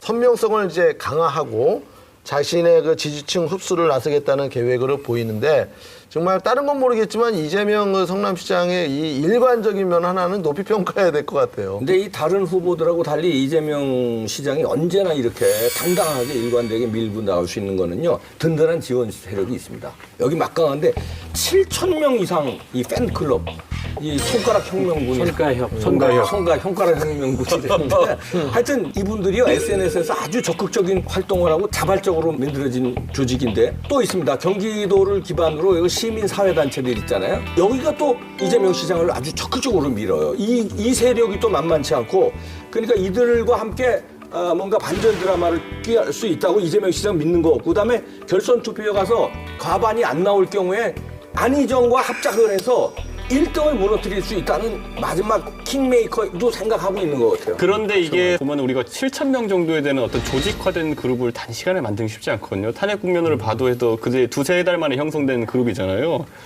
이거는 이미 있던 기존의 조직들이 밀고 있는 겁니다. 그렇죠. 기존에 있던 조직인데 그 조직이 뭐냐 민주당보다 더 왼편에 있는 분들이 조직화돼 있었는데 이제 정당 해산되고 이러면서 이재명 씨한테 옮겨갔다 보는 게 맞고 여기서 그래서 단군연대가 꼬이는 게 뭐냐면은 이재명 시장이 안희정 지사와 문재인 대표 가운데쯤에 있어가지고 나중에 반문연대로 와주면 좋은데 실제 여론조사 결과에 보면은 결선 투표로 만약 가게 된다면 누굴 뽑겠습니까 해서 문재인 쪽이 좀 압도적으로 나와요. 그렇기 때문에 안희정 지사가 가지고 있는 고민이라는 거는 결선 투표 가서 오히려 더 득표율이 안 좋아지는 상황이 지금 나온다는 거죠. 그 부분을 극복해야 됩니다, 지금. 그러니까 이재명 시장은 한국 정치사에서는 새로운 실험을 하는 중이에요. 이미지를 갖고는 보통 이제 흔히 하는 말이 샌더스 같은 생각을 트럼프처럼 말하면서 두테르처럼 스스날에 앉아 이렇게 얘기하거든요. 근데 이분은 아직 정치인이 아닙니다. 사회운동가 같아요. 사회운동가 연장선상에서 대선 후보급까지 올라온 상태여서 이분은 경선에서 되고 안 되고에 별로 영향을 안 받아요. 계속 그 활동에 나올 거예요. 한편 박근혜 전 대통령의 탄핵 결정에 두 보수 정당의 표정은 엇갈렸습니다. 자유한국당은 참혹함 속에 인용 결정을 겸허하게 수용하겠다. 공식 입장을 내놓았고요. 탄핵에 앞장섰던 바른정당은 탄핵을 주도했던 것이 바르고 옳은 결정이었다. 이런 성명서를 냈죠. 보수 정당의 분열, 과연 이번 대선에 끝까지 이어질지 아니면 대승적 차원에서 다시 이 보수가 합쳐질지 참 궁금합니다. 바른정당은 이 박 전 대통령의 탄핵 결정 직후에 이 정병국 대표를 비롯한 최고위원 등 지도부 총사퇴를 의결을 했습니다. 박 전 대통령의 파면을 계기로 보수 적통 경쟁을 향한 강력한 의지를 표명한 것이라고 분석되고 있는데요. 자, 이 바른정당의 지도부 총사퇴는 어떤 의미인가요, 의원님? 한마디로 책임 정당으로서 대통령이 탄핵된 부분에 대해서는 우리도 일정 부분 원죄가 있다. 또 한편으로는 정병국 당대표를 비롯한 지도부 총사퇴를 통해서 비움으로써 그릇이 만들어지는 것이죠. 그래야 채울 수 있는 것이죠. 지금 나와 우리를 비워버림으로써 책임 정당, 책임 정치를 일신하기 위해서 정병국 당대표가 사퇴가 된 거죠. 아니 근데 김 의원님, 예. 정병국 의원이 잘했습니까? 당대표로? 사실상 정병국 당대표가 그래도 창당하고 당 조직을 만드는데 한시적이나마 당대표로서 큰 역할을 했죠. 그런데 김갑수 우리 선생님 말씀은 존재감이 없었다. 별소리 지금 다 하시려고. 반대예요. 정병국이 제 친구예요. 병구가 이러는 이제 친구라고요. 대학 시절부터. 근데 지금 앞에 있다고 생각하면 네가 어째서 보수냐? 라고 말하고 싶어요. 보수 정체성하고 관계없는 친구예요. 어쩌다 운명의 장난으로 이제 YS랑 가까웠어요. 그쪽하고 어떻게 선이 된 거야. 그러다가 3당 합당 되고 쭉 오다 보니까 새누리당 의원인데. 그것도 김성태 의원도 마찬가지죠. 소총 사무총장 그러니까 소속이 새누리당이라 하더라도 사회 문제를 바라볼 때 당론이 너무 오른쪽으로 가고 막 이러면 거기에 저항할 수 있어야 되거든요. 저항해서 나왔잖아요. 저항했었습니다. 잘했죠. 요새 저항했죠. 나는 김문수 의원이 태극기 집회 앉아있는 거 나는 그게 진짜네. 제가 이해를 이해할 수가 없어 정말로. 야, 그건 도대체 사실상 정병국 대표 같은 경우에는 YS로부터 정치를 배운 마지막 정치인입니다. 김무성 다음에 이제 정병국인데 그런 측면에서 이번에 저하고도 상의 없었고 어느 누구와도 상의 없이 전격적인 정말 대통령 탄핵 결정과 함께 바로 오후에 점심 먹고 와서 어총하는 데서 사퇴하겠다. 정병국의 인생의 봄날은 YS가 대통령 할 때예요. 여러 군데 순방 따라다니면서 각국 대통령들로 밥 먹은 얘기 이런 거 얼마나 자랑하는지 몰라. 그때는 아닐 때죠. 당대표가 너무 힘들어서 빨리 사퇴하는 거 아닌가요? 사장 너무 힘들죠. 감사히 미안한 소리긴 하지만 정병국 의원이 더 어려 보이긴 해요. 컵쌤보다. 상관없어요. 나는 노령으로 보이면 죄송해요. 아니 노령으로 보이면 좋아하기 때문에 아무 상관없어요. 갑수 형이 이제 옹 소리 들어야 되겠네요. 갑수 옹이네요. 옹이라고 하는데 60부터는 옹이죠. 네. 근데 제가 그 전립선 약을 먹은 이후로 모든 욕망이 사라졌기 때문에 굉장히 자유로워요. 중요한 얘기를 한 게 김성태 의원이 뭐냐면 정병국 대표가 나가면서 비움의 철학을 얘기했어요. 그렇습니다. 왜 비울까요? 저는 여기 굉장히 중요한 누군가를 채우기 위해서. 그렇지. 채우는데 이번에 그 대연정이라든지 정계 개편, 개헌 이게 다 맞물려 있단 말이에요. 큰 그림을 지도부가 예를 들어 김무성 대표라든가 정병국 전 대표라든가 합의가 된 것 같아요. 안철수하고도 손 잡자. 그리고 안철수 플러스 김종인 플러스 반 문재인 해쳐 모여. 그걸 개헌의 고리로 이번에 싹 비우고 가자. 거의 비슷하게 맞추시는 것 같았는데 저희들이 새누리당 당시 박근혜 대통령의 그런 국정농단에도 불구하고 가단성 있고 결단성 있는 결기를 그 당 구조로는 보여주지 못했어요. 그렇기 때문에 바른정당이라고 해가지고 뛰쳐나온 거 아니겠습니까? 지금 한 두 달 동안 이렇게 해보지만은 또 우리의 분명한 한계가 있어요. 그래서 이걸 우리를 비워내면은 다시 이 그릇이 만들어지고 채울 수가 있는 건데 고매한 우리들의 뭐 정치적 어떤 의미나 주장, 철학 가지고 얼필하기는 이번 조기 대선 발언 근데 어렵다고 사실 보는 진짜 거예요. 안철수 의원과 바른정당은 좀 비슷한 구석이 꽤 맞닿아 있는 곳이 많지 않습니까? 그러니까 이제 바른정당의 스탠스가 오른쪽에는 자유한국당 있고 왼쪽에는 국민의당 있다고들 다들 평가하시지 않습니까? 근데 이제 바른정당은 이제 스타 정치인이 부재한 상황이니까 아무래도 이제 이럴 때 위기 상황 때마다 거론되는 분이 있습니다. 백의종군을 외친 김무성 의원. 아무래도 이제 정치한 경험이 오래되고 그러다 보니까 재등판론이 제기되더니 이번 지도부 총사퇴 때문에 구원투수로 김무성 의원이 또 거론되고 있습니다. 가장 아까운 분이 이분이야. 지난 총선에서 옥새 파동으로 정치 한수를 보여줬던 김무성 의원. 지지 세력 확보에 사활을 걸어야 하는 바른정당에 어떤 역할을 하게 될까요? 저는 뭐 많은 정치인들 있습니다만은 덩치에 걸맞게 김무성이라는 사람은 책임질 줄 아는 사람이에요. 지난 4.13 총선 패배 이후에 굳이 책임 안 져도 될 사람이 어떻게 보면은 자기가 그때까지만 해도 더 큰 꿈을 위해서 저는 책임을 지는가 싶다 이렇게 생각을 했는데 지난번 또 보니까 대선 불출마 딱 선언까지 하는 거 보고는 책임 정도가 아니라 대선 불출마는 그 책임 그 이상입니다. 지금 상태로는 사실상 보수 정치 측면에서는 이번 대선에서 절대 이길 수가 없다. 그렇기 때문에 내가 여지를 두면은 나부터도 흔들린다. 그래서 대선 불출마 선언하고 반 총장을 사실상 세우려고 한 건데 그 반 총장이 참 하여튼 가벼워요. 근데 김무성 의원이 저는 그래서 뭐 이 김무성 대표가 재등편 이렇게 해야 된다는 여론이 이렇게 많지만은 그건 김무성 대표가 결정할 문제입니다. 그렇지만은 결코 쉽지는 않습니다. 지금 백의종군을 하면서 이 민주당의 이 대세론에 맞설 수 있는 그런 중도 합리적인 그런 좋은 후보를 이렇게 만드는데 핵심적인 역할을 할 수는 있지 않겠냐 있고. 경선 룰을 놓고 치열한 공방을 벌이고 있는 국민의당. 손학규 전 대표는요, 경선 일정과 시군구별 투표소 설치 등을 놓고 본인들의 요구가 수용되지 않을 경우에 경선을 불참하겠다고 주장하고 있습니다.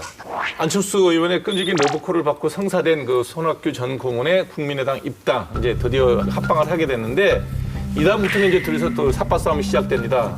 경선 룰을 가지고 어떻게 하는 것이 자기한테 유리할까 이런 걸 가지고 힘겨루게 되는데 안철수 전 대표의 그 의견은 선거인단 명부를 작성을 하고 그것을 기반으로 한 현장 투표 75%, 그다음에 여론조사 25%를 주장을 했습니다. 그다음에 손학규 전 고문 측에서는 사전 선거인단 없이 그냥 현장 투표 80%, 배심원 현장 투표 20%, 그 여론조사를 완전히 배제하고 하자는 얘기였는데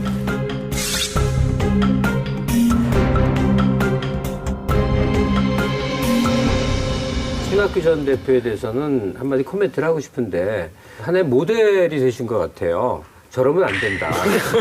이게 그러니까 나는 여기까지인가 보다를 객관적으로 볼 수 있어야 돼요. 그러니까 긴 정치력이 있으니까. 사실상 손학규 고문을 보면서 항상 이런 생각이 들어요. 다음은 없다. 이 대선 앞두고 뭐 각 정당에서 후보 경선을 룰 가지고 처음에는 대리인들 보내가지고 막 대리인들끼리 막 머리 터지게 싸워요. 결국은 후보들 간에 막판 극적 합의를 이뤄내는데 보통 요즘은 그런 후보자 간의 극적 합의보다는 당에서 결정해버리잖아요. 박 전 대표가 결정한 겁니다, 사실상. 이거 안철수는 수용한 거고 손학규 선배가 이제 조금 트림 좀 내는 건데 제가 수용할 수밖에 없어요. 손학규 전 고문 같은 경우에도 이번에 대선 뛰어들면서 큰 공약을 했습니다. 그러면 이제 개헌을 해가지고 임기 단축 대통령을 하겠다라는 취지부터 했는데 뭐 발표할 때마다 큰 건들이 터져가지고 약간 빛을 보지 못하는 징크스가 있어가지고 그래서 사실 큰 메시지는 남기지 못했는데 예전에 보면 뭐 수도권형 정치인이거든요. 원래 수도권의 정치를 오래 했고 그러다 보니까 수도권에서 상당히 항상 강점을 갖고 있었는데 예전에 보궐 때 2014년에 김용남 전 의원한테 이제 수원에 졌잖아요. 그때를 기점으로 좀 약간 그 수도권에서의 먹히는 후보 이미지가 좀 약간 퇴색한 것이 아니냐라는 지적과 더불어가지고 어쨌든 남의 집에 찾아간 거잖아요. 남의 집에 문 두드려가지고 나 여기 대선 후보 하겠다 간 거기 때문에 기본적인 국민의당 내에서의 어떤 당원들과의 케미가 맞을지에 대해 가지고도 우려가 되고 있는 거죠. 안철수 의원은 하여튼 경선룰에 대해서 이제 양보를 어느 정도 한 거예요. 이제 어떻게 결정 날지 모르지만 그러니까 다른 후보들에서 비교적 소극적 아니냐 이런 평가도 있는데 그게 아니라 종교계 인사들 적극적으로 만나고 있고요. 그다음에 자문 구하고 있고 만반한 준비하고 있는데 뭐 서울시장 선거라든가 그다음에 2012년 대선에서는 양보했지만 이번에는 나 양보 못하겠다는 의지는 불태우고 있습니다. 이 대목에서 꼭 한 말씀 드리고 싶은 게 안철수 국민의당 의원 같은 경우는 이번 절호의 기회입니다. 그렇죠. 작년 4.13 총선에서 국민의당이라는 이 정치 집단 단체를 만드는 것은 안철수가 호남에서 절대적 지지를 받은 거예요.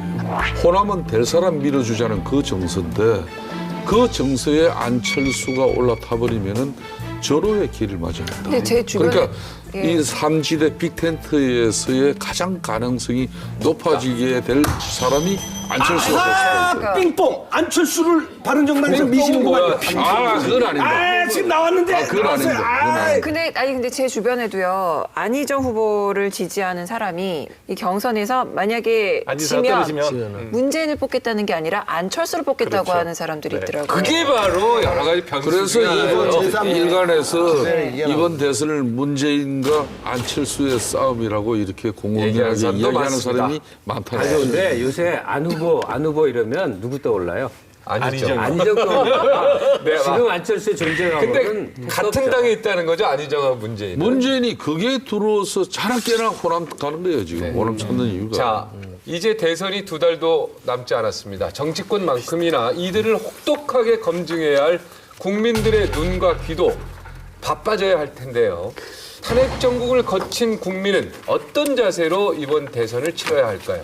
박근혜 전 대통령이 이제 원칙을 지킨다 이 이미지, 박정희 대통령의 딸, 유경수 여사의 국무의 이미지 이런 거가 이렇게 덧씌워져 가지고 그 이미지 때문에 선거의 여왕이 됐고 우리가 대통령으로 뽑아준 거 아니에요. 근데 이번 선거는 대통령을 이미지로 뽑으면 곤란하겠다. 그래서 그 사람이 쭉 걸어온 과정이 있단 말이에요. 그동안에 어떤 정책을 펼쳤고 어떤 말을 해왔고 어떤 데 반대를 했고 이걸 쭉 좀 잘 우리 국민들이 파악해서 이 사람한테 맡기면 국가 운영이 원만하겠다 하는 사람을 뽑았으면 김성태 의원 얘기. 대한민국에서 이제 두 번 다시 절대 권력을 생산해내는 기구로 대선이 이루어져서는 안 됩니다. 앞으로 권력은 국회와 진정한 협치, 국민들의 뜻을 대변해내는 정당들의 뜻을 모아서 실천할 수 있는 그런 권력 구조.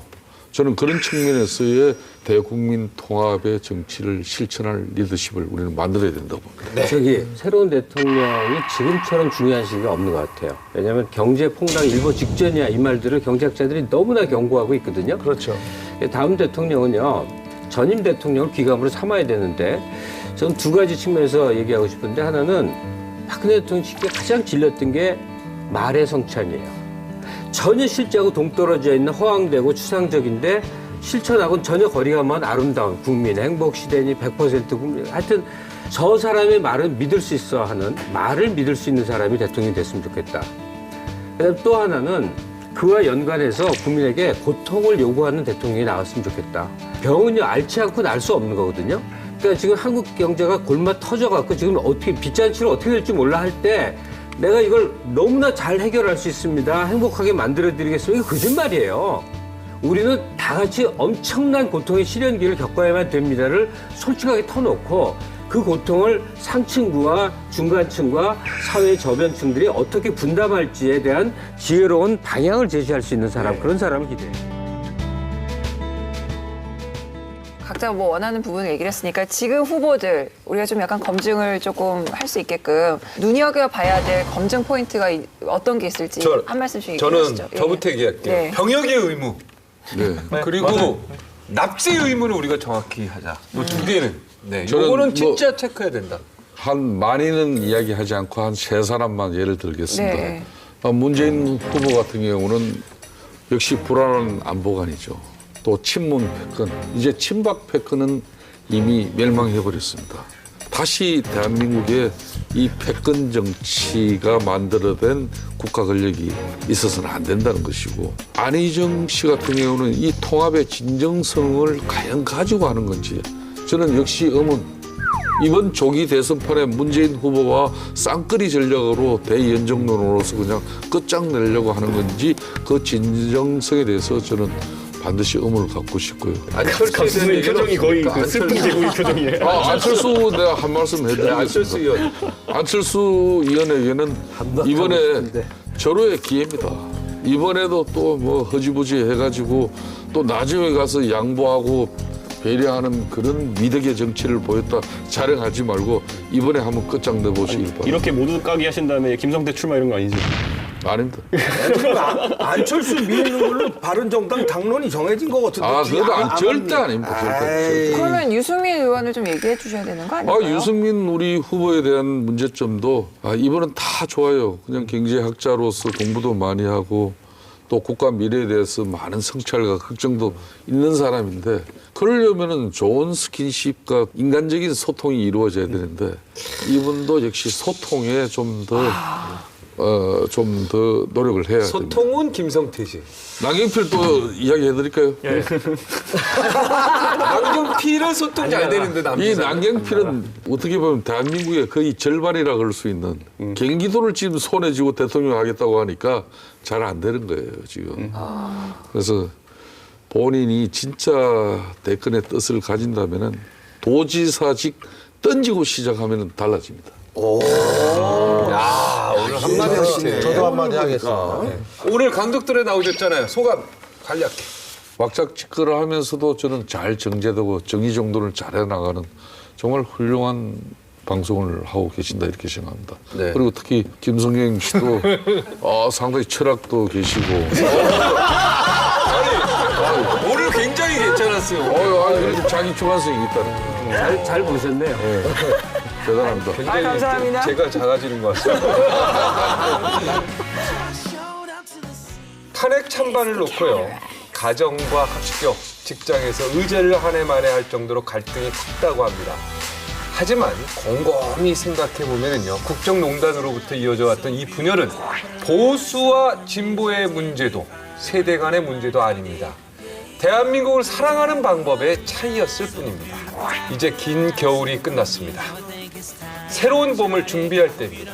이제는 부쩍 오른 기온만큼이나 따뜻한 배려와 아량을 발휘해서요. 나와 다른 생각을 가진 이들을 품는 자세를 가질 차례입니다. 우리는 강정이에요. 모두 헌법재판소의 판결에 대해서 승복했으면 정말 좋겠습니다. 국민들이 정말 똑똑한 눈으로, 내 눈으로 꼭 그 다음 대통령을 뽑아야 된다고 생각합니다. 다가올 대선에서 바라는 건 딱 한 가지입니다. 한 가지. 그 사람이 하는 말을, 그 대통령이 하는 말을 액면 그대로 믿을 수 있는 사람. 우리 새로운 희망이 생길 거라고 믿습니다. 이제부터 새로운 대한민국을 세우는데 우리 모두 힘을 모았으면 좋겠습니다. 대한민국 국민 여러분, 그동안 고생 많으셨습니다. 프로그램 시청자 게시판에 의견을 남겨주신 분들께 추첨을 통해 시스팜 관절88 혈관 88에서 백화점 상품권을 드립니다.